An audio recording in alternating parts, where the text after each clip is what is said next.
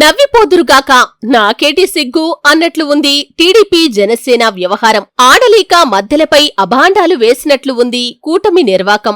ఒక్క సభ సరిగ్గా పెట్టడం చేతకాని టీడీపీ తన ఫెయిల్యూర్ను, తన తప్పులను ఇతరులపై రుద్దే ప్రయత్నం చేస్తుంది. చిలకలూరిపేట సభ అట్టర్ ఫ్లాప్ తర్వాత ఆ నెపాన్ని, ఆ డ్యామేజ్ కంట్రోల్ చేసుకోకుండా దీనంతటికీ కారణం పల్నాడు జిల్లా ఎస్పీ అంటూ కొత్త రాగం అందుకుంది. అసలు సభ పెట్టింది టీడీపీ జనసేన.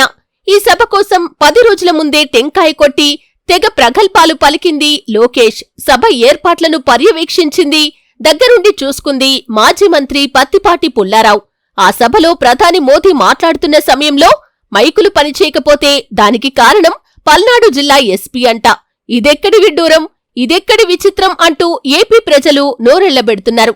టీడీపీ జనసేన కూటమి చెబుతున్న మాటలు విని అవాక్కవుతున్నారు. లోకేష్, పత్తిపాటి పుల్లారావు వీళ్ళిద్దరే చిలకలూరిపేట సభ ఏర్పాట్లు చేశారు.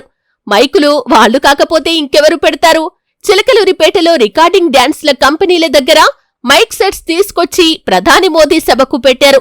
ఇంత దరిద్రమైన మైక్ సెట్స్ టీడీపీ వాళ్లు పెట్టింది వాళ్లే కదా అంటే అన్నారంటారు. 15 లక్షల మంది వస్తారంటూ బ్యాండ్ బాజా కబుర్లు చెప్పారు కదా. 15 లక్షల మందికి తగ్గట్లు ఏర్పాట్లు చేయాల్సిన బాధ్యత లోకేష్, పత్తిపాటి పుల్లారావుదే కదా.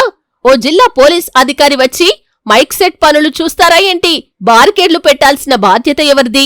బారికేడ్లు పెట్టిన తర్వాత సెక్యూరిటీ చూడాల్సిన బాధ్యత ఎస్పీకి ఉంటుంది. కాని బారికేడ్లు కూడా పోలీసులే వచ్చి పెడతారా ఏంటి అంటే అన్నారంటారు.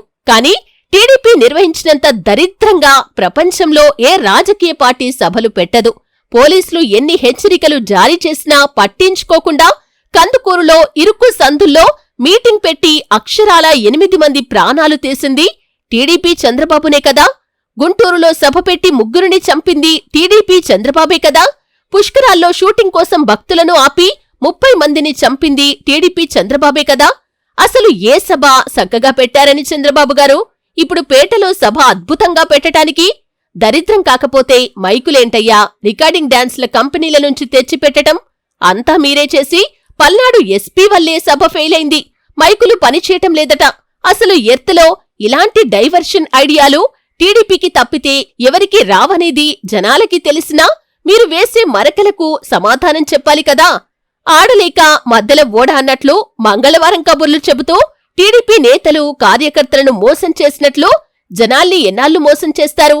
పల్నాడు ఎస్పీ ఏమైనా మైకులు సెట్ చేసే మనిషా ఏంటి? మంగళవారం కబుర్లు కాకపోతే మీరు, మీ పార్టీ టీడీపీ